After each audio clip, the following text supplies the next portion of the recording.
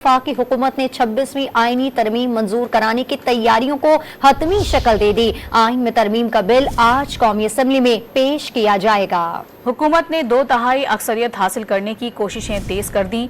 इस सिलसिले में वफाकी काबीना और कौमी असम्बली के इजलासों के औकात भी तब्दील कर दिए गए।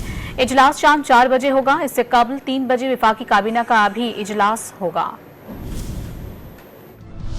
मुजव्वज़ा आईनी तरमीम मंजूर कराने के लिए हुकूमत ने 2/3 अक्सरियत हासिल करने की कोशिशें तेज कर दी। कौमी असम्बली के आज होने वाले अहम इजलास का वक्त तब्दील कर दिया। इजलास जो आज सुबह 11:30 बजे होना था वो अब शाम 4 बजे होगा। कौमी असम्बली इजलास का वक्त तब्दील होने की वजह भी सामने आ गई। इजलास के वक्त में तब्दीली खुसूसी पार्लिमानी कमेटी की खुसूसी सिफारिश पर की गई। कमेटी ने स्पीकर से दरखास्त की कि चंद अहम उमूर पर फैसलों के लिए वक्त दरकार है। स्पीकर कौमी असम्बली ने कमेटी की दरखास्त पर इजलास का वक्त तब्दील कर दिया। कौमी असम्बली सेक्रेटेरिएट ने इजलास के वक्त की तब्दीली का नोटिस भी जारी कर दिया। खुसूसी कमेटी का इजलास आज दोपहर 2 बजे होगा। वफाकी काबीना के इजलास का वक्त भी बदल दिया गया। ये इजलास अब दोपहर 3 बजे होगा। वफाकी काबीना का इजलास आज 11 बजे होना था।